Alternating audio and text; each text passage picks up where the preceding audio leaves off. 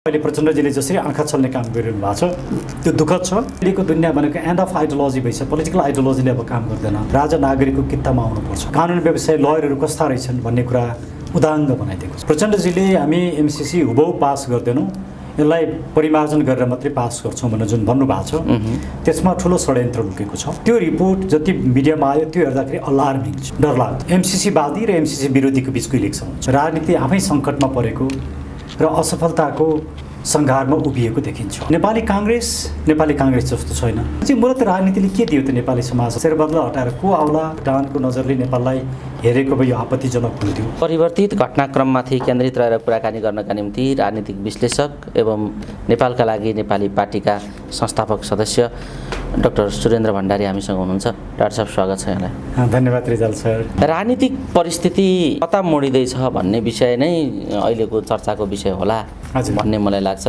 कता जाँदैछ डाक्टर साहब राजनीति? किनभने ओलीलाई घोडाबाट ओह्रालेपछि सबै कुरा सचिन्छ भन्ने गठबन्धनका दलका साथीहरूले पनि मन्त्रीमण्डल पूर्णता दिन सक्नु भएको छैन।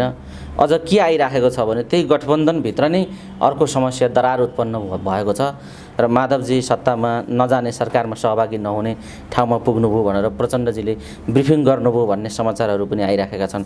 भनेपछि ओलीजीलाई विस्थापित गरेर उहाँहरू पुनस्थापित हुँदाखेरि त्यस पछाडिको राजनीतिले पनि फेरि चाहिँ अस्थिरताकै उहाँहरूको जुन पुरानो खेल थियो त्यो नै निरन्तर त्यहाँभित्र पनि भइराखेको र देउबाजे नै धारापमा पर्नुभयो भन्ने प्रश्न पनि अहिले प्रसङ्ग पनि उठेको छ। यो घटनालाई कसरी हेर्नुहुन्छ र राजनीति कता जाँदैछ बताइदिनुहोस् त। अब राजनीतिका दुईटा पाटोबाट राजनीतिलाई हेर्नुपर्छ। एउटा पाटो डे टु डेका इभेन्टहरूबाट, घटनाहरूबाट, आज के हुन्छ, भरे के हुन्छ, भोलि के हुन्छ भन्ने यी घटनाबाट। यस्ता घटनाहरूको महत्त्व नै नहुने चाहिँ होइन, केही महत्त्व हुन्छ। तर यस्ता घटनाले मात्रै राजनीतिको साङ्गोपाङ्गो विश्लेषण गर्न सकिँदैन। राजनीतिको अर्को पाटो के हो भने एकातिर घटनाको यो पाटो भयो भने अर्कोतिर राजनीतिका आदर्श, मान्यता र सिद्धान्तहरू। त्यो आदर्श, मान्यता र सिद्धान्तमा राजनीति कहाँ अडेको छ भन्ने दोस्रो पाटो।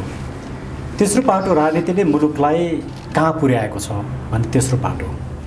यी तिनवटा पाटोबाट हेर्दाखेरि सबै पाटोमा राजनीति चाहिँ अप्ठ्यारोमा परेको, राजनीति आफै सङ्कटमा परेको र असफलताको सङ्घारमा उभिएको देखिन्छ। घटनाले हेर्दाखेरि पनि प्रत्येक दिन के हुन्छ, कसो हुन्छ भन्ने कुरा कहीँ पनि स्थायित्व छैन। अस्थिरता, भागबन्डा, लुछाछुँडी, आरोप प्रत्यारोप का श्रृङ्खलाहरू मात्रै छन्। त्यसले पनि राजनीतिलाई अस्थिर बनाएको छ। राजनीतिको चरित्रलाई नै एउटा शङ्का गर्नुपर्ने, अविश्वास गर्नुपर्ने ठाउँ उत्पन्न गराएको छ। दोस्रो यसको सिद्धान्तको कुरा, आदर्शको कुरा गर्ने हो भने नेपाली काङ्ग्रेस जस्तो छैन। उसले नेपाली काङ्ग्रेसको आदर्श छोडिसकेको छ। कम्युनिस्ट पार्टीका आधारभूत सिद्धान्तभन्दा बाहिर गइसकेका छन्। भनेपछि यस्तो अवस्थामा अन्य केही दलहरू जस्तो कुनै सिद्धान्त छैन, खालि सत्तामा पुग्ने रणनीति मात्रै छ। यस्तो अवस्थामा राजनीति चाहिँ सिद्धान्तविहीन, दिशाविहीन, आदर्शविहीन बनेको छ। दिशाविहीन, आदर्शविहीन र सिद्धान्तविहीन राजनीतिले मुलुकलाई निकास दिन सक्दैन। दोस्रो पाटो यो देखिन्छ। तेस्रो पाटो मुलुकलाई कहाँ पुर्यायो त राजनीतिले भन्दाखेरि आर्थिक रूपमा मुलुक सङ्कटपूर्ण अवस्थामा छ। सामाजिक रूपमा मुलुक असहिष्णु, द्वन्द्व, हाम्रो आफ्नै सभ्यता र संस्कृति विरोधी भएको छ। सामाजिक रूपमा सहिष्णुता बिग्रिराखेको र द्वन्द्वका अवस्थाहरू देखिएका अवस्था छन् भने सांस्कृतिक रूपमा पनि विभाजन देखिएको र सामाजिक न्याय मरेको। चाहिँ मूलत राजनीतिले के दियो त नेपाली समाजलाई भन्दाखेरि अव्यवस्था, हिंसा, लुटतन्त्र, भ्रष्टाचार, व्यथिति, चाकडी, चाप्लुसी, आफ्नो मान्छे, गुटतन्त्र, गुन्डागर्दी, यी सबै गलत कुराहरू। अर्थात् छोटकरी भन्दा राजनीतिले गलत संस्कार मुलुकमा स्थापित गर्यो। त्यसैले अबको प्रश्न के हो भने यो गलत संस्कार भएको राजनीतिलाई नै आत्मसात गरेर यिनै नेता, यिनै दल र यही विचारबाट मुलुकलाई चलाउँछु भन्ने सोच्ने हो कि या यसलाई अब रोक लगाएर यसलाई नै अन्त्य गरेर राजनीतिलाई नै नयाँ दिशा दिने हो भन्ने प्रश्न चाहिँ अहिलेको राजनीतिको मुलुकको प्रश्न हो। त्यसैले आज को प्रधानमन्त्री बन्यो, भोलि को बन्ला, शेरबहादुरलाई हटाएर को आउला या कतिजना मन्त्री बन्लान्, यो महत्त्वपूर्ण विषय नै होइन। ठिक छ डाक्टर साहब, यो तपाईँले राख्नुभयो।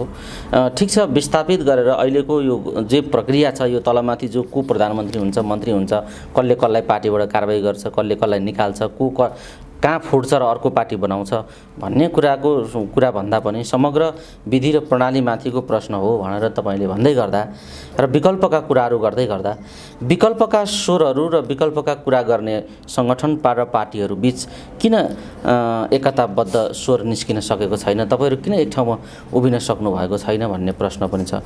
विकल्पका स्वरहरू तपाईँहरू दिइराख्नु भएको छ, विप्लवजीहरू दिइराख्नु भएको छ, अन्य शक्तिहरू पनि छन्, तर उनीहरू बीच एउटा खालको सहकार्य, गठबन्धन या एकता यी कुनै कुरा पनि भइराखेको देखिँदैन। विकल्पका स्वरहरू किन सङ्गठित हुन सकेनन् बताइदिनुहोस् त। केही कारणहरू छन्। पहिलो कारण चाहिँ के छ भने अहिले नेपाली समाज यति विभाजित समाज छ कि यस रूपमा नेपाली समाज कहिले पनि विभाजित थिएन र विभाजित समाजमा दुईजना राम्रा मान्छे एक ठाउँ बसेर काम गर्न सक्दैनन्। विभाजित समाजको चरित्र त्यो हो र यो समाजलाई विभाजित बनाइसके पछाडि सत्ता जतिसुकै गलत भए पनि त्यो गलत सत्तालाई चुनौती दिने काम गर्न सकिँदैन या सक्दैनन् र ती भोइसहरू निस्तेज हुन्छन्। त्यसले सत्ता स्वयं आफै सत्ताको अर्को एउटा खेल कस्तो छ भने राम्रा मानिसहरूलाई सङ्गठित हुन नदिने र आफ्ना गलत काम कारबाहीहरूलाई पृष्ठपोषण गरिरहनका लागि पनि समाजलाई विभाजित बनाउने। त्यो क्रममा हाम्रा नेताहरू लागे।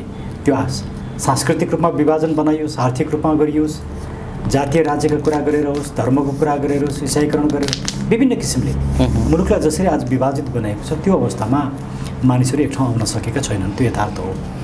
दोस्रो, विकल्पका आवाज दिनेहरूले विकल्प के हो, त्यो विकल्प कसरी हुन्छ भन्ने विषयमा एउटा राजनीतिक पोलिटिकल थट लाई संश्लेषण गर्ने काम नगरिकन सहज रूपमा आफूलाई जे लाग्छ त्यही नै विकल्प हो भन्ने जसरी सोचाइमा आछ त्यो पनि घातक बनेको छ। यो विषयमा ठुलो मन्थन हुन जरुरी छ। साँच्चीकै विकल्प के हो, विकल्प कसरी जन्मिन्छ, त्यसको चरित्र कस्तो हुन्छ, त्यसका मान्यताहरू कस्ता हुन्छन्, त्यो विषयमा गम्भीरतापूर्वक छलफल नगरिकन सहज रूपमा आफैले आफूलाई विकल्प ठान्दिने त्यो प्रवृत्ति गलत छ। दोस्रो, त्यसले पनि घातेको छ। त्यसो प्रत्येक व्यक्तिलाई के लाग्छ भने म मात्रै हिरो हुँ, म नै हिरो हुँ, मैले मात्रै गर्न सक्छु, मैले गरेपछि हुन्छ। यो केही समयसम्म नथाकिन्जेलसम्म रहने प्रवृत्ति हो र केही समय पछाडि त्यस्ता पात्रहरूले के बुझ्छन् भने हुने रहेछ अनि थाक्छन्। अनि थाकेपछि एउटा राम्रो उत्साह भएको व्यक्ति, केही गरौँ भन्ने व्यक्तिहरू थाक्छन् अनि उनीहरू निराश भन्छन्। त्यसले पनि यो कुना दिइरहेको छैन भने अर्कोतिर कुनै पनि पोलिटिकल चेन्ज अब चाहिएको सोसाइटीलाई political change with social transformation हो। सोसल ट्रान्सफर्मेसन चाहिएको छ। यसको पोलिटिकल थट निर्माण गर्ने पक्षमा कोही पनि छैन। सहज रूपमा आफूलाई लागेका कुराहरू सरसर्ती राख्ने, सतै रूपमा राख्ने र त्यही सतै विचारलाई नै अन्तिम सत्य ठान्ने जुन हामीमा रहेको प्रवृत्ति छ, विकल्प दिन्छौँ भन्नेहरूमा, त्यो पनि घातक छ। तर मैले यो निराशा सिर्जना गर्न खोजेको होइन। यी सब कुराहरूबाट हामी सबैले सिक्छौँ, पाठ सिक्छौँ, हामी सबै बुझ्छौँ, हामी सबै पछारिन्छौँ, उड्छौँ, फेरि हिँड्छौँ, फेरि थाक्छौँ, फेरि दौडिन्छौँ अनि यो क्रममा हामी सबै एक ठाउँमा आइपुग्छौँ। त्यसैले मलाई लाग्छ विप्लवजीको जुन कुरा गर्नुभयो, उहाँहरूले उठाएका एजेन्डाहरू ठिक छन्, धेरै राम्रो एजेन्डाहरू उठाउनु भएको छ। खालि उहाँहरूसँग अहिले पनि कम्युनिजमको ह्याङओभर, उहाँहरू वैज्ञानिक समाजवाद भन्नुहुन्छ, त्यसको सैद्धान्तिक रूपमा मैले खासै ठुलो महत्त्व देख्दिनँ। किनकि अहिलेको दुनियाँ भनेको एन्ड अफ आइडियोलोजी भइसक्यो। पोलिटिकल आइडियोलोजीले अब काम गर्दैन, बेस्ट पोलिसी चोइसेसले मात्रै काम गर्छ। त्यो कुरालाई उहाँहरूले विचार गरेर उहाँहरू एउटा जसरी पिसफुल पोलिटिकल एउटा डिस्कोर्समा आउनु भएको छ, त्यसले आफूलाई रूपान्तरण गर्न सक्नुभयो भनेदेखि उहाँहरू एउटा राम्रो फोर्स बन्न सक्नुहुन्छ। तर उहाँहरूको जुन हिजोकै कम्युनिजमको धङधङे बोकेर हिँड्नु भएको छ त्यसले उहाँहरूलाई धेरै टाढा पुर्याउँछ जस्तो मलाई लाग्दैन।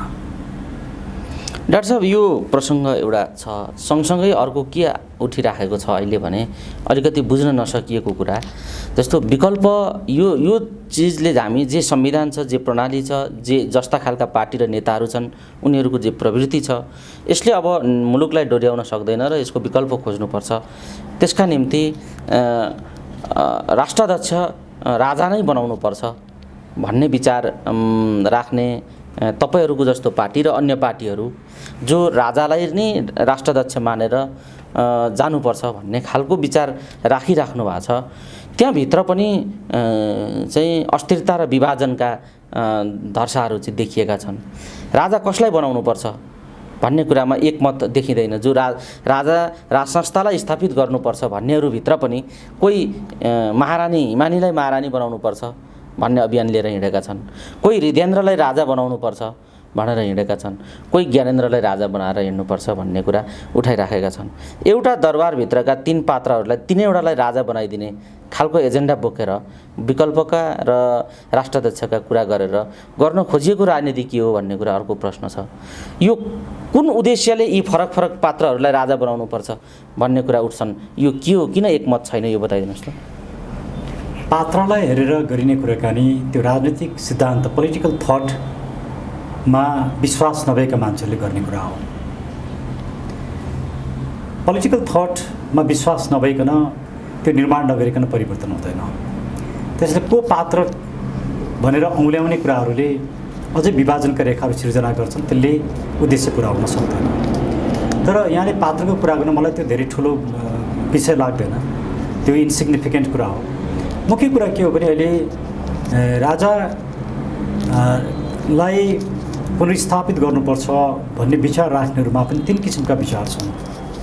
एउटा विचार जो 17 सालको जस्तो एक्टिभ राजा चाहन्छन्, जुन घातक छ, जुन यो मुलुकले अस्वीकार गरिसकेर अब जुन कुरा सम्भव पनि छैन, सम्भवै छैन। केही राजावादीहरू त्यस्तो विचार बोकेर हिँडेका छन्। त्यो किसिमको पोलिटिकल रोमान्टिसिजम काम गर्दैन। त्यो राजाकै लागि घातक हुन्छ, मुलुककै लागि घातक हुन्छ। दोस्रो 47 सालको संविधान बिउजाउनुपर्छ भनेर लागेका मान्छेहरू छन् केही। यस्ता मान्छेहरूले 47 सालको संविधानबाट मुलुकलाई भएको विभिन्न किसिमका राजनीतिक द्वन्द्वहरू, श्रृङ्खलाहरूलाई नबुझेको र त्यसको जिम्मेवारी 47 सालको संविधानले लिनुपर्छ भन्ने कुरा नबुझेको र फेरि 47 सालकै राजा बनाउँछु भन्ने मनोकांक्षा, त्यो आत्मगत मनोकांक्षा राख्नेहरूले पनि यो मुभमेन्टलाई कमजोर बनाएका छन्। अब तेस्रो हामी जुन विचार राख्छौँ, राजनीतिक शक्तिको स्रोत नागरिक नै हुन्, त्यो कुरा राजाले स्वीकार्नुपर्छ। राजा राजनीतिक शक्तिको स्रोत होइनन्, त्यसैले हामी राजा नागरिकको कित्तामा आउनुपर्छ भन्छौँ हामी।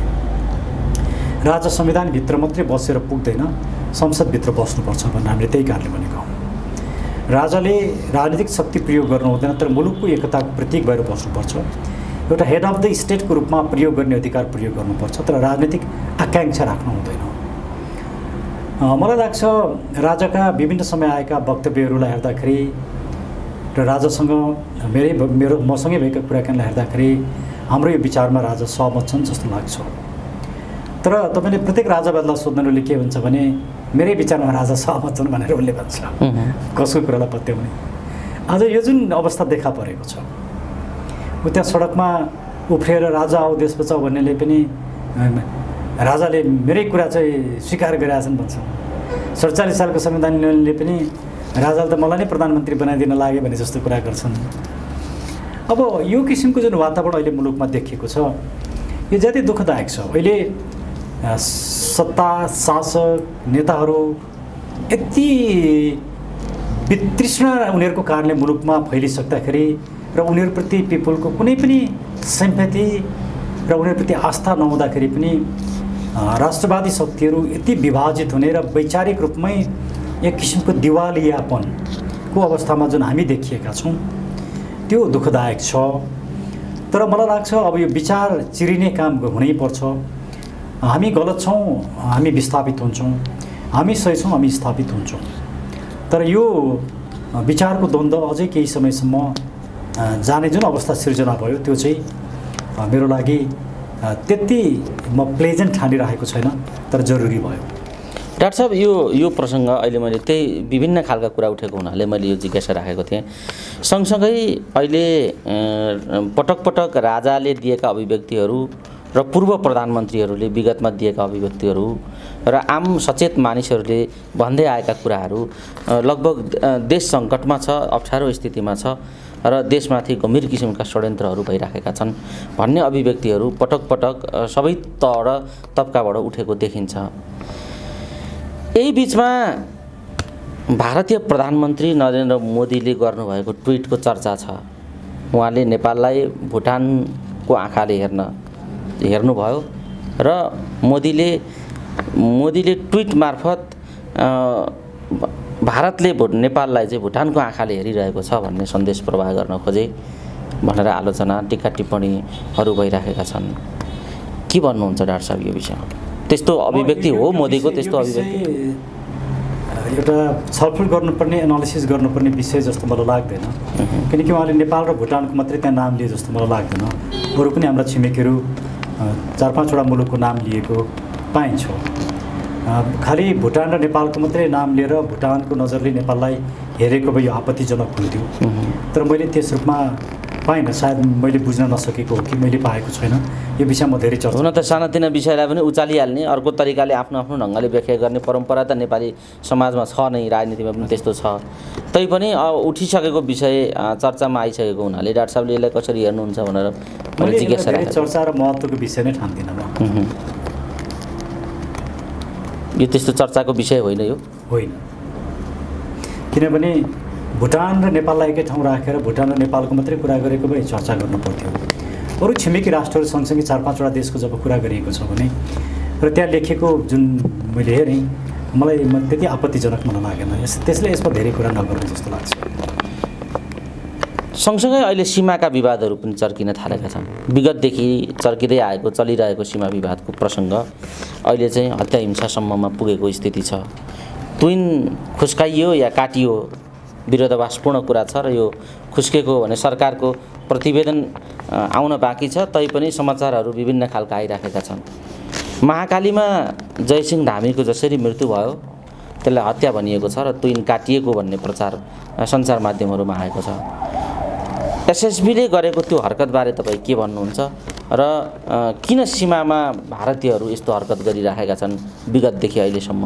यसमा के टिप्पणी? पहिलो कुरा चाहिँ सीमामा जुन तुइन काटियो भन्ने जुन कुरा आएको छ, अहिलेसम्म हामीले पढेअनुसार जे कुरा बाहिर आएको छ तुइन काटिएको भन्ने कुरालाई मान्ने हो भने भारतीय पक्षबाट भएको यो ज्यादै ठुलो अन्तर्राष्ट्रिय कानुनको उल्लङ्घन हो र ज्यादती हो। यसलाई अग्रेसन अन स्टेटको रूपमा लिन सकिन्छ। एउटा अग्रेसिभ एक्ट हो। यसले अन्तर्राष्ट्रिय कानुनको उल्लङ्घन गर्छ। जेनेभा कन्भेन्सन लगायतका विभिन्न कन्भेन्सनको यसबाट उल्लङ्घन हुन्छ। युएन चार्टरको उल्लङ्घन हुन्छ र नेपाल सरकारले होला, उहाँ एउटा सामान्य नागरिक होला, सामान्य नागरिकको जीवन चाहिँ महत्त्व नहुने, झलनाथ खनाल या ठुला नेताको मात्रै जीवन महत्त्व हुने भन्ने धारणा सरकारले राख्यो भने त्यो गलत हुन्छ। झलनाथ खनाललाई उपचार गर्नका लागि पैसा दिने सरकार, एउटा नेपाली नागरिक, एउटा गरिब नागरिक तुइनबाट नेपाल आउँदाखेरि भारतीय पुलिसले त्यो तार काटेर महाकाली नदीमा खसाएर मारिएको कुरालाई हल्का रूपमा लिने हो भने यो सरकार नागरिकप्रति जिम्मेवार छैन र अन्तर्राष्ट्रिय कानुनप्रति संवेदनशील छैन र दुई देशबीचको सम्बन्ध कसरी सञ्चालन गर्नुपर्दछ भन्ने विषयमा पनि स्पष्ट छैन र अरू देशसँग डराउँछ, झुक्छ, निगाह माग्छ र सत्ता बचाउनको लागि नागरिक, राष्ट्रियता र स्वाधीनता भन्दा पनि सत्तालाई प्यारो ठान्छ भन्ने कुरा हाम्रा शासकहरूले लामो समयदेखि त्यही कुरा प्रस्तुत गरेका छन्, जुन दुःखदायक छ। त्यसले यो विषयमा हामी नेपालका लागि नेपाली जाति दुखित छौँ र हामी सरकारको प्रतिवेदनको प्रतीक्षा गरिराखेका छौँ र त्यो सरकारको प्रतिवेदन आइसके पछाडि हामी यो विषयमा साङ्गठनिक रूपमा नै प्रष्ट धारणा अगाडि सार्छौँ। डाक्टर साहब, यही सन्दर्भमा नि मुलुकलाई समग्र कोणबाट भ्रष्टाचार होस्, अनियमितता होस्, असुरक्षा होस्, अशान्ति होस्, कूटनैतिक मूल्य मान्यता र मर्यादाका प्रसङ्गहरू हुन्, चौतर्फी रूपमा मुलुक सङ्कटमा पर्दै गएको बेला नागरिकले जसरी न्यायालयमाथि प्रश्न र शङ्का गरिराखेका छन् त्यसलाई टेवा पुग्ने गरी सर्वोच्चले अर्को प्रतिवेदन सार्वजनिक गरेको छ, 10 बुँदे प्रतिवेदन। अविश्वासमाथि अविश्वास थपिदिएको स्थिति छ। न्यायाधीश नियुक्ति हुँदादेखि नै र मुद्दा फैसला हुँदासम्म अनियमितता, भ्रष्टाचार र त्यहाँभित्र यस्ता खालका किचलाहरू हुन्छन् भनेर 10 बुँदे प्रतिवेदन सार्वजनिक गरेको छ सर्वोच्चले। अब त सबैलाई शङ्का गर्न सजिलो भयो त्यो प्रतिवेदनले, होइन? अब त्यो प्रतिवेदनबारे के भन्नुहुन्छ? अब पत्र पत्रिकामा, मिडियामा त्यसको केही कुराहरू आएका छन्, समग्र कुरा आएको छैन। तर मिडियामा जे कुरा आयो त्यो अलार्मिङ छ, डरलाग्दो छ। त्यसले हाम्रो न्यायालय कसरी चलेको रहेछ, न्यायाधीश कस्ता मान्छे रहेछन्, कानुन व्यवसाय लयरहरू कस्ता रहेछन् भन्ने कुरा उदाङ्ग बनाइदिएको छ। यो हामी जस्तो एउटा पेसा गर्ने र मर्यादित रूपमा पेसा गर्ने व्यक्तिहरूको लागि ज्यादै ठुलो दुःखको कुरा हो र न्यायपालिकाको स्वाधीनताको लागि पनि ज्यादै गम्भीर विषय हो। तर मेरो अपेक्षा के छ भने छिटोभन्दा छिटो त्यो रिपोर्ट, त्यो प्रतिवेदन सार्वजनिक हुनेछ, हामी सबैले पढ्न पाउनेछौँ र त्यहाँ उठाइएका विषयवस्तुहरू को विषयमा सम्बोधन गर्ने किसिमले न्यायपालिकालाई राज्य लाग्नेछ र हामी कानुन व्यवसायमा लाग्नुपर्छ भन्ने मलाई लाग्छ। त्यसैले त्यो रिपोर्टलाई समग्रमा अध्ययन नगरिकन अहिले मैले बोल्न सक्ने भनेको त्यो रिपोर्ट जति मिडियामा आयो त्यो हेर्दाखेरि अलार्मिङ छ, डरलाग्दो छ। यसले के सङ्केत गर्छ? यसले मुलुकमा कति धेरै करप्सन हुँदो रहेछ, कसरी न्याय बेचिन्छ, कसरी नागरिकहरूले न्याय पाउँदैनन्, कसरी न्याय मर्छ, आज हाम्रा संस्थाहरू कसरी उनीहरूको गरिमा खस्किराखेको छ, यिनै कुराहरूलाई इङ्गित गर्छ। यसले राम्रो कुरालाई इङ्गित गर्दैन। यिनै विकृति र विसङ्गति विरुद्ध विकल्पका आवाजहरू निकाल्ने पार्टी गठन गर्नुभयो तपाईँहरूले। तपाईँहरूको पार्टीले चाहिँ कस्ता कार्यक्रम अगाडि बढाउँदैछ? अब होइन, हामी नेपालका लागि आज पनि शङ्खनाद भयो, नेपालका लागि नेपाली पार्टीले एउटा नयाँ किसिमको उद्घोष गरौँ भन्ने सञ्चार माध्यमहरूमा आइराखेको छ। तपाईँहरू कस्तो कार्यक्रम गर्दै हुनुहुन्छ? ठुला सञ्चार माध्यमहरूले हामीलाई स्थान दिएका छैनन्, किनभने हामी यो सिस्टमको विरुद्धमा छौँ। धेरै ठुला सञ्चार माध्यमहरू सिस्टमसँग जोडिएका छन्, यही सत्तासँग जोडिएका छन्, त्यसैले उनीहरूले हामीलाई स्थान दिएका छैनन्। हामी त्यसमा चिन्तित पनि छैनौँ, किनकि हामीले सत्यको भोइस बोकेका छौँ, मुलुकको कुरा बोकेका छौँ र हामी स्थापित हुन्छौँ। नेपालका लागि नेपाली पार्टी जन्मिसके पछाडि पनि हामीले 3-4वटा राम्रा कामहरू गऱ्यौँ। एउटा, हामीले नागरिकता विधेयक रोक्ने काम गऱ्यौँ। हामीले यो चुरे क्षेत्रमा उत्खनन गर्ने काम, ढुङ्गा बालुवा बेच्ने काम हामीले रोक्यौँ। हामी काली गण्डकीको विषयमा हामीले अदालतमा गएका छौँ, त्यो रोकेका छौँ। आरएनएसीको अहिले पनि मलाई आरएनएसी भन्न आउँछ, नेपाल वायुसेवाको विषय हामीले अदालतमा उठाएका छौँ। त्यसमा पनि स्टे भएको छ र टेम्पोरेरी स्टे भएको छ। यिनै कामहरू हामीले गरेका छौँ। एउटा छोटो अवधिमा 1.5-2 महिनाको 2 महिनाको अवधिमा हामीले जति काम गऱ्यौँ यसले देखाउँछ कि नेपालका लागि नेपाली फरक पार्टी हो। यो राष्ट्रियताप्रति, नागरिकको जनजीवनप्रति कति संवेदनशील छ भन्ने कुरा हाम्रो पहिचानले प्रष्ट पार्छ। अब कस्ता किसिमका सङ्घर्षहरू गर्ने कार्यक्रम तपाईँहरूको, कस्तो किसिमको सङ्घर्षको उद्घोष हो? आज गरेको कार्यक्रम कस्तो खालको उद्घोष हो र तपाईँहरू कस्तो कार्यक्रम बनाउँदै हुनुहुन्छ? हामी अब अहिलेसम्म हामीले सदस्यता वितरण गरेका थिएनौँ। आज हामी टोकनको रूपमा, आज धेरै साथीहरू आउँदैनन्, थोरै, हामी 20-25 जनाबाट आज हामी सदस्यता बाँड्न सुरु गर्छौँ। हामीले खालि औपचारिक रूपमा सदस्यता बाँड्यौँ है भन्ने आज सुरुवात मात्रै हो। हामीले धेरै मानिसलाई बोलाएका पनि छैनौँ। तर अब नेपालका लागि नेपालीले आफ्नो सदस्यता बाँड्न सुरु गर्यो भन्ने जानकारी दिएका हौँ र हामी अब मुलुकभरि सङ्गठन विस्तार गर्दैछौँ। हामीले क्षेत्र नम्बर 2मा, प्रदेश 2मा हाम्रो सङ्गठन विस्तार भइरहेछ। प्रदेश 1मा विस्तार हुने तयारीमा छ, प्रदेश 3मा विस्तार हुने तयारीमा छ, अरू प्रदेशमा पनि हामी जाँदैछौँ र हामी मेची महाकाली यात्रामा छौँ। हामी मूलत अबको लडाइँ भनेको सभ्यताको लडाइँ हो, रोजगारीको लडाइँ हो, शिक्षा र स्वास्थ्यको निःशुल्क, सर्वसुलभ र गुणस्तरीय बनाउनुपर्छ भन्ने लडाइँ हो। फाइनेन्सियल इन्स्टिट्युसनहरू रिफर्मको लडाइँ हो, नागरिकको जीवनस्तरमा गुणात्मक परिवर्तन ल्याउने लडाइँ हो र सुशासन दिने लडाइँ हो। त्यसैले यो शान्तिपूर्ण लडाइँमा हाम्रो विजय या मुलुकको विजय जरुरी छ र निश्चित छ। डाक्टर साहब, यही सन्दर्भमा सङ्कटमाथि सङ्कट थोपर्दिने प्रसङ्गमा एउटा सङ्कट हो एमसिसी भनिएको छ। अब वैकल्पिक विचार राख्नेहरूका लागि पनि यो वैकल्पिक सङ्घर्षका बिचमा यो एमसिसी वैकल्पिक सङ्घर्षको पनि एउटा बाधकको विषय हो भन्ने कुरा आइराखेको छ। यही बेला अस्थिरताका बीच यो थोपर्न खोजिएको छ भन्ने चर्चा उठेको छ।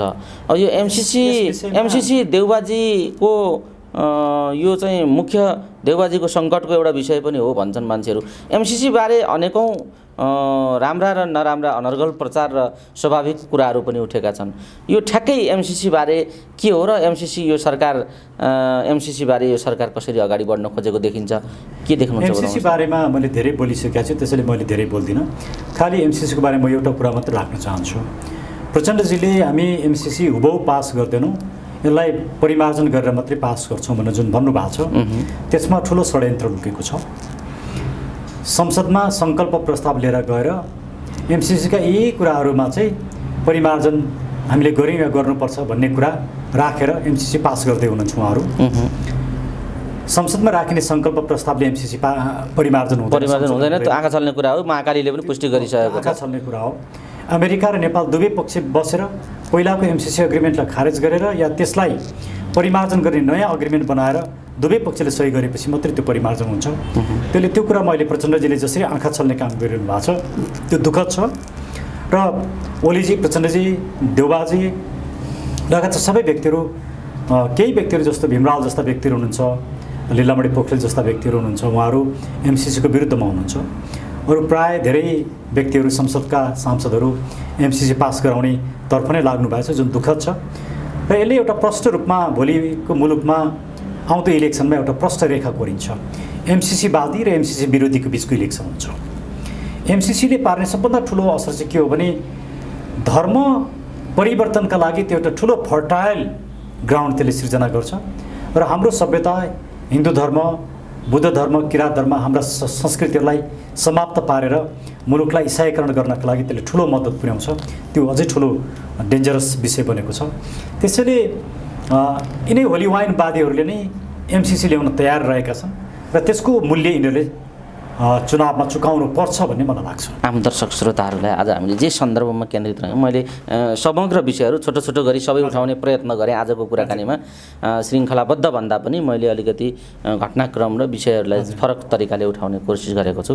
जाँदा जाँदै जे सन्दर्भमा केन्द्रित रहेर हामी कुराकानी गरिराखेका छौँ, यसबाट आम दर्शक श्रोताले के निष्कर्षमा पुग्नुपर्छ र तपाईँ जाँदा जाँदै के भन्न चाहनुहुन्छ?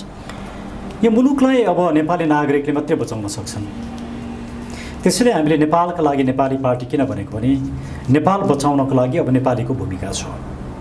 तपाईँ एकचोटि यो 32 वर्ष शासन गर्ने दल र तिनका नेताहरूभन्दा बाहिर निस्किनुहोस्, एकचोटि नेपाली नागरिक बन्नुहोस् र नेपाल बचाउन आफ्नो भूमिका खोज्नुहोस् र हामीलाई साथ दिनुहोस्, सहयोग गर्नुहोस्। यो मुलुक तपाईँ हामी मिल्यौँ भने मात्रै बचाउन सकिन्छ।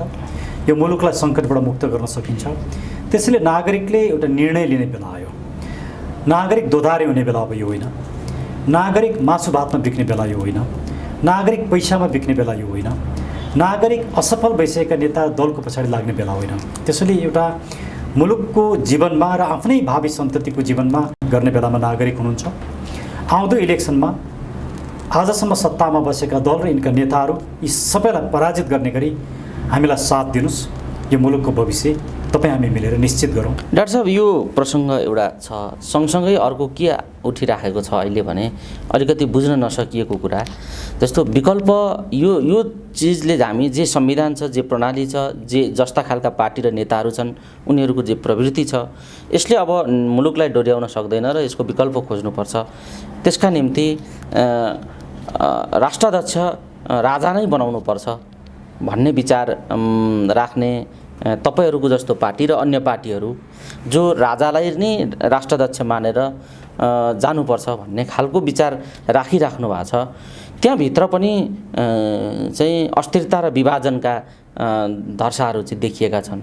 राजा कसलाई बनाउनुपर्छ भन्ने कुरामा एकमत देखिँदैन। जो राजा राजसंस्थालाई स्थापित गर्नुपर्छ भन्नेहरूभित्र पनि कोही महारानी हिमानीलाई महारानी बनाउनुपर्छ भन्ने अभियान लिएर हिँडेका छन्, कोही हृदयेन्द्रलाई राजा बनाउनुपर्छ भनेर हिँडेका छन्, कोही ज्ञानेन्द्रलाई राजा बनाएर हिँड्नुपर्छ भन्ने कुरा उठाइराखेका छन्। एउटा दरबारभित्रका 3 पात्रहरूलाई 3वटालाई राजा बनाइदिने खालको एजेन्डा बोकेर विकल्पका र राष्ट्राध्यक्षका कुरा गरेर गर्न खोजिएको राजनीति के हो भन्ने कुरा अर्को प्रश्न छ। यो कुन उद्देश्यले यी फरक फरक पात्रहरूलाई राजा बनाउनुपर्छ भन्ने कुरा उठ्छन्, यो के हो, किन एकमत छैन, यो बताइदिनुहोस् त। पात्रलाई हेरेर गरिने कुराकानी त्यो राजनीतिक सिद्धान्त पोलिटिकल थटमा विश्वास नभएका मान्छेहरूले गर्ने कुरा हो। पोलिटिकल थटमा विश्वास नभइकन त्यो निर्माण नगरिकन परिवर्तन हुँदैन। त्यसले को पात्र भनेर औँल्याउने कुराहरूले अझै विभाजनका रेखाहरू सिर्जना गर्छन्, त्यसले उद्देश्य पुरा हुन सक्दैन। तर यहाँले पात्रको कुरा गर्न मलाई त्यो धेरै ठुलो विषय लाग्दैन, त्यो इन्सिग्निफिकेन्ट कुरा हो। मुख्य कुरा के हो भने अहिले राजालाई पुनर्स्थापित गर्नुपर्छ भन्ने विचार राख्नेहरूमा पनि 3 किसिमका विचार छन्। एउटा विचार जो 17 सालको जस्तो एक्टिभ राजा चाहन्छन्, जुन घातक छ, जुन यो मुलुकले अस्वीकार गरिसक्यो, अब जुन कुरा सम्भव पनि छैन, सम्भवै छैन।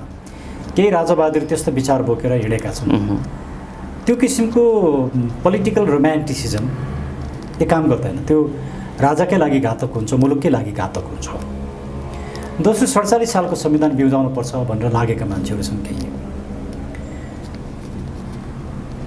यस्ता मान्छेहरूले 47 सालको संविधानबाट मुलुकलाई भएको विभिन्न किसिमका राजनीतिक द्वन्द्वहरू, श्रृङ्खलाहरूलाई नबुझेको र त्यसको जिम्मेवारी 47 सालको संविधानले लिनुपर्छ भन्ने कुरा नबुझेको र फेरि 47 सालकै राजा बनाउँछु भन्ने मनोकांक्षा, त्यो आत्मगत मनोकांक्षा राख्नेहरूले पनि यो मुभमेन्टलाई कमजोर बनाएका छन्।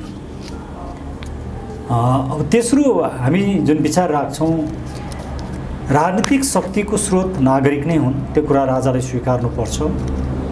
राजा राजनीतिक शक्तिको स्रोत होइनन्, त्यसैले हामी राजा नागरिकको कित्तामा आउनुपर्छ भन्छौँ हामी। राजा संविधानभित्र मात्रै बसेर पुग्दैन, संसदभित्र बस्नुपर्छ भनेर हामीले त्यही कारणले भनेको हौँ। राजाले राजनीतिक शक्ति प्रयोग गर्नु हुँदैन, तर मुलुकको एकताको प्रतीक भएर बस्नुपर्छ। एउटा हेड अफ द स्टेटको रूपमा प्रयोग गर्ने अधिकार प्रयोग गर्नुपर्छ, तर राजनीतिक आकाङ्क्षा राख्नु हुँदैन। मलाई लाग्छ राजाका विभिन्न समय आएका वक्तव्यहरूलाई हेर्दाखेरि र राजासँग मसँगै भएका कुराकानीलाई हेर्दाखेरि हाम्रो यो विचारमा राजा सहमत छन् जस्तो लाग्छ। तर तपाईँले प्रत्येक राजावादलाई सोध्नेले के भन्छ भने मेरै विचारमा राजा सहमत छन् भनेर उसले भन्छ। कसको कुरालाई पत्याउने? आज यो जुन अवस्था देखा परेको छ, ऊ त्यहाँ सडकमा उफ्रिएर राजा आऊ देश बचाऊ भन्नेले पनि राजाले मेरै कुरा चाहिँ स्वीकार गरेका छन् भन्छ।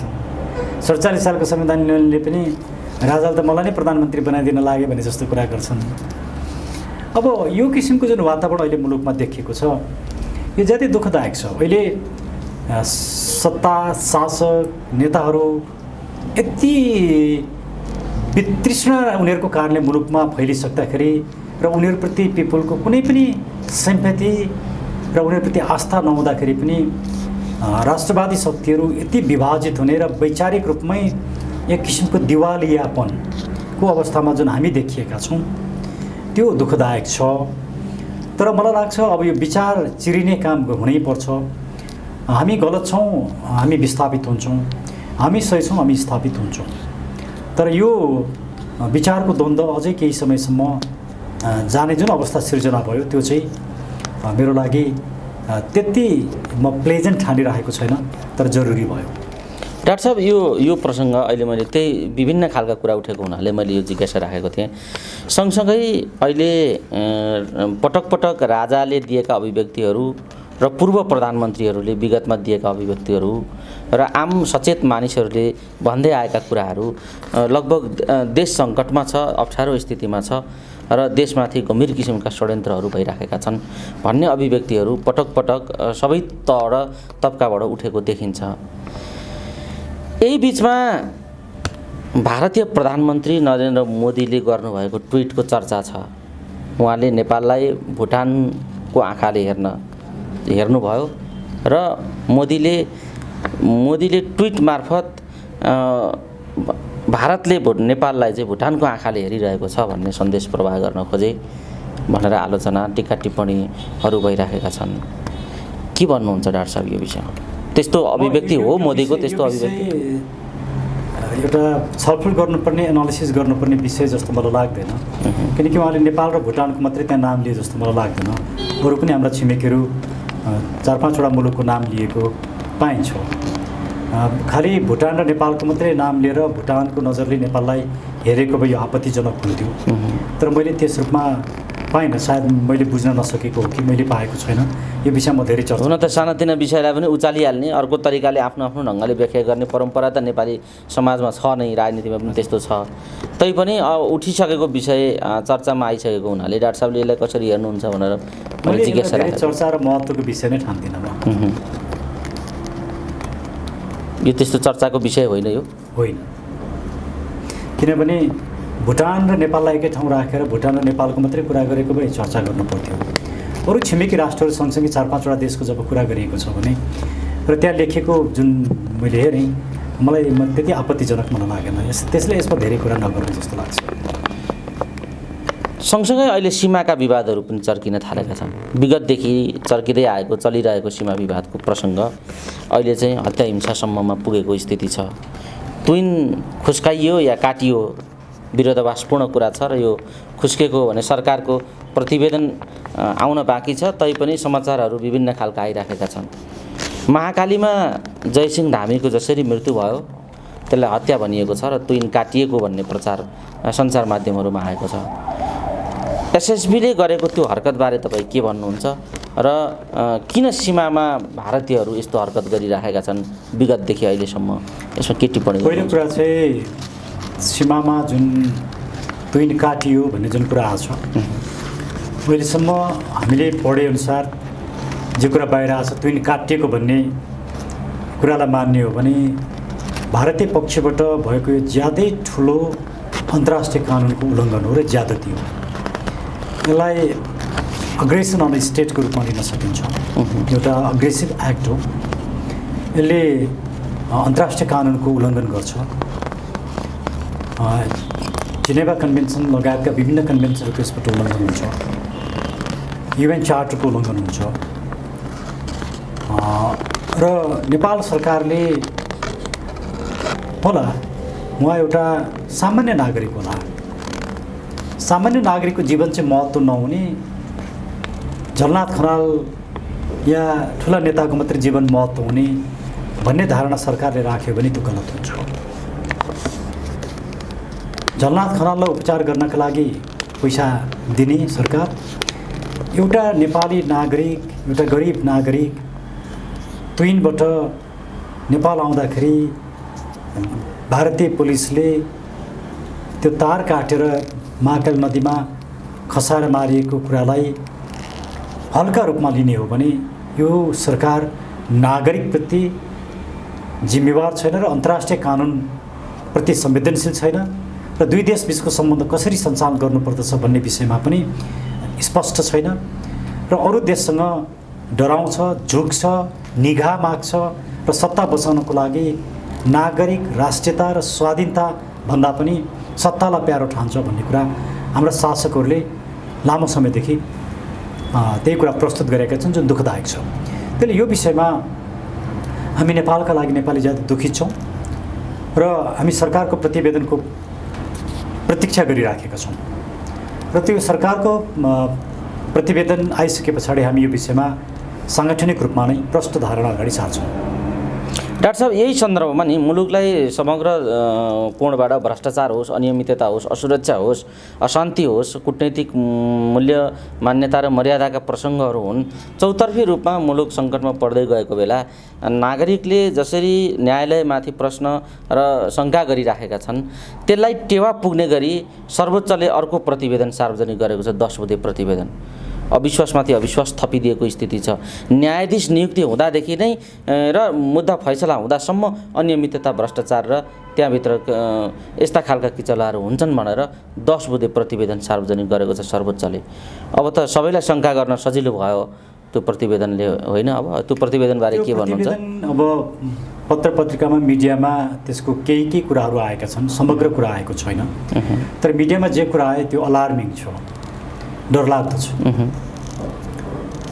त्यसले हाम्रो न्यायालय कसरी चलेको रहेछ, न्यायाधीश कस्ता मान्छे रहेछन्, कानुन व्यवसाय लयरहरू कस्ता रहेछन् भन्ने कुरा उदाङ्ग बनाइदिएको छ। यो हामी जस्तो एउटा पेसा गर्ने र मर्यादित रूपमा पेसा गर्ने व्यक्तिहरूको लागि ज्यादै ठुलो दुःखको कुरा हो र न्यायपालिकाको स्वाधीनताको लागि पनि ज्यादै गम्भीर विषय हो। तर मेरो अपेक्षा के छ भने छिटोभन्दा छिटो त्यो रिपोर्ट, त्यो प्रतिवेदन सार्वजनिक हुनेछ, हामी सबैले पढ्न पाउनेछौँ र त्यहाँ उठाइएका विषयवस्तुहरू को विषयमा सम्बोधन गर्ने किसिमले न्यायपालिकालाई राज्य लाग्नेछ र हामी कानुन व्यवसायमा लाग्नुपर्छ भन्ने मलाई लाग्छ। त्यसैले त्यो रिपोर्टलाई समग्रमा अध्ययन नगरिकन अहिले मैले बोल्न सक्ने भनेको त्यो रिपोर्ट जति मिडियामा आयो त्यो हेर्दाखेरि अलार्मिङ छ, डरलाग्दो छ। यसले के सङ्केत गर्छ? यसले मुलुकमा कति धेरै करप्सन हुँदो रहेछ, कसरी न्याय बेचिन्छ, कसरी नागरिकहरूले न्याय पाउँदैनन्, कसरी न्याय मर्छ, आज हाम्रा संस्थाहरू कसरी उनीहरूको गरिमा खस्किराखेको छ, यिनै कुराहरूलाई इङ्गित गर्छ। यसले राम्रो कुरालाई इङ्गित गर्दैन। यिनै विकृति र विसङ्गति विरुद्ध विकल्पका आवाजहरू निकाल्ने पार्टी गठन गर्नुभयो तपाईँहरूले। तपाईँहरूको पार्टीले चाहिँ कस्ता कार्यक्रम अगाडि बढाउँदैछ? अब होइन, हामी नेपालका लागि आज पनि शङ्खनाद भयो, नेपालका लागि नेपाली पार्टीले एउटा नयाँ किसिमको उद्घोष गरौँ भन्ने सञ्चार माध्यमहरूमा आइराखेको छ। तपाईँहरू कस्तो कार्यक्रम गर्दै हुनुहुन्छ? ठुला सञ्चार माध्यमहरूले हामीलाई स्थान दिएका छैनन्,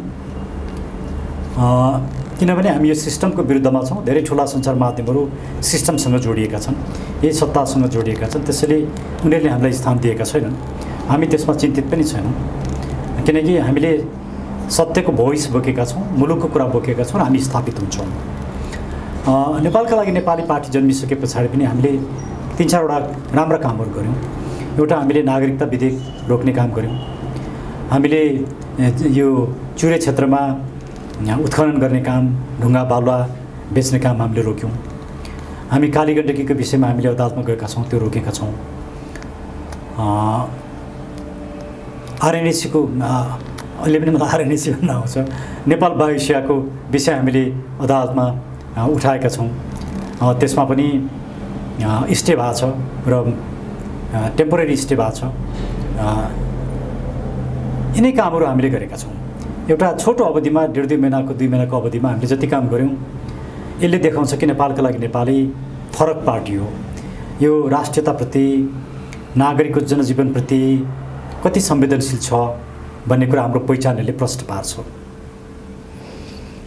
अब कस्ता किसिमका सङ्घर्षहरू गर्ने कार्यक्रम तपाईँहरूको, कस्तो किसिमको सङ्घर्षको उद्घोष हो? आज गरेको कार्यक्रम कस्तो खालको उद्घोष हो र तपाईँहरू कस्तो कार्यक्रम बनाउँदै हुनुहुन्छ?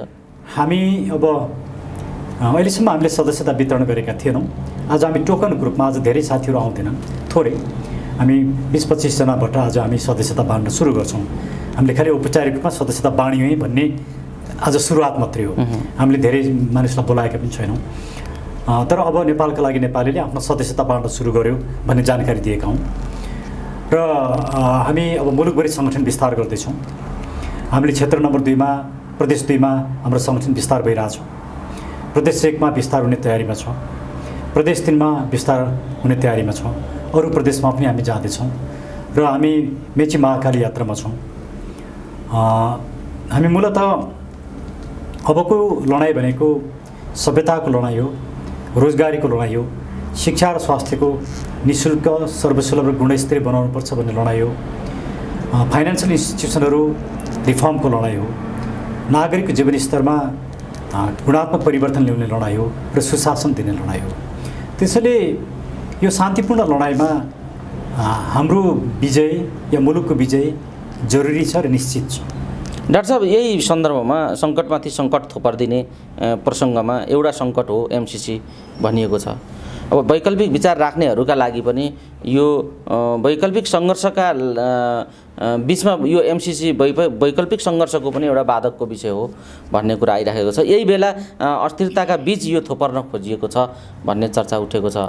अब यो एमसिसी देउबाजीको यो चाहिँ मुख्य देउबाजीको सङ्कटको एउटा विषय पनि हो भन्छन् मान्छेहरू। एमसिसी बारे अनेकौँ राम्रा र नराम्रा अनर्गल प्रचार र स्वाभाविक कुराहरू पनि उठेका छन्। यो ठ्याक्कै एमसिसी बारे के हो र एमसिसी यो सरकार एमसिसी बारे यो सरकार कसरी अगाडि बढ्न खोजेको देखिन्छ, के देख्नुहुन्छ? एमसिसी बारेमा मैले धेरै बोलिसकेका छु, त्यसैले मैले धेरै बोल्दिनँ। खालि एमसिसीको बारेमा म एउटा कुरा मात्र राख्न चाहन्छु। प्रचण्डजीले हामी एमसिसी हुबहु पास गर्दैनौँ, यसलाई परिमार्जन गरेर मात्रै पास गर्छौँ भनेर जुन भन्नुभएको छ, त्यसमा ठुलो षड्यन्त्र लुकेको छ। संसदमा सङ्कल्प प्रस्ताव लिएर गएर एमसिसीका यी कुराहरूमा चाहिँ परिमार्जन हामीले गऱ्यौँ या गर्नुपर्छ भन्ने कुरा राखेर एमसिसी पास गर्दै हुनुहुन्छ उहाँहरू। संसदमा राखिने सङ्कल्प प्रस्तावले एमसिसी परिमार्जन हुँदैन, त्यो आँखा छल्ने कुरा हो। महाकालीले पनि पुष्टि गरिसकेको छ। आँखा छल्ने कुरा हो। अमेरिका र नेपाल दुवै पक्ष बसेर पहिलाको एमसिसी एग्रिमेन्टलाई खारेज गरेर या त्यसलाई परिमार्जन गर्ने नयाँ एग्रिमेन्ट बनाएर दुवै पक्षले सही गरेपछि मात्रै त्यो परिमार्जन हुन्छ। त्यसले त्यो कुरा मैले प्रचण्डजीले जसरी आँखा छल्ने काम गरिरहनु भएको छ त्यो दुःखद छ। र ओलीजी, प्रचण्डजी, देउबाजी लगायत सबै व्यक्तिहरू, केही व्यक्तिहरू जस्तो भीमराव जस्ता व्यक्तिहरू हुनुहुन्छ, लीलामणि पोखरेल जस्ता व्यक्तिहरू हुनुहुन्छ, उहाँहरू एमसिसीको विरुद्धमा हुनुहुन्छ। अरू प्राय धेरै व्यक्तिहरू, संसदका सांसदहरू एमसिसी पास गराउने तर्फ नै लाग्नु भएको छ, जुन दुःखद छ। र यसले एउटा प्रष्ट रूपमा भोलिको मुलुकमा आउँदो इलेक्सनमा एउटा प्रष्ट रेखा कोरिन्छ। एमसिसीवादी र एमसिसी विरोधीको बिचको इलेक्सन हुन्छ। एमसिसीले पार्ने सबभन्दा ठुलो असर चाहिँ के हो भने धर्म परिवर्तनका लागि त्यो एउटा ठुलो फर्टाइल ग्राउन्ड त्यसले सिर्जना गर्छ। र हाम्रो सभ्यता, हिन्दू धर्म, बुद्ध धर्म, किराँत धर्म, हाम्रा संस्कृतिहरूलाई समाप्त पारेर मुलुकलाई इसाईकरण गर्नका लागि त्यसले ठुलो मद्दत पुर्याउँछ। त्यो अझै ठुलो डेन्जरस विषय बनेको छ। त्यसैले यिनै होलीवाइनवादीहरूले नै एमसिसी ल्याउन तयार रहेका छन् र त्यसको मूल्य यिनीहरूले चुनावमा चुकाउनु पर्छ भन्ने मलाई लाग्छ। आम दर्शक श्रोताहरूलाई आज हामीले जे सन्दर्भमा केन्द्रित रह्यौँ, मैले समग्र विषयहरू छोटो छोटो गरी सबै उठाउने प्रयत्न गरेँ आजको कुराकानीमा।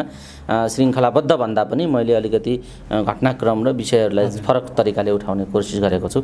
जाँदा जाँदै जे सन्दर्भमा केन्द्रित रहेर हामी कुराकानी गरिराखेका छौँ, यसबाट आम दर्शक श्रोताले के निष्कर्षमा पुग्नुपर्छ र तपाईँ जाँदा जाँदै के भन्न चाहनुहुन्छ? यो मुलुकलाई अब नेपाली नागरिकले मात्रै बचाउन सक्छन्। त्यसैले हामीले नेपालका लागि नेपाली पार्टी किन भनेको भने नेपाल बचाउनको लागि अब नेपालीको भूमिका छ।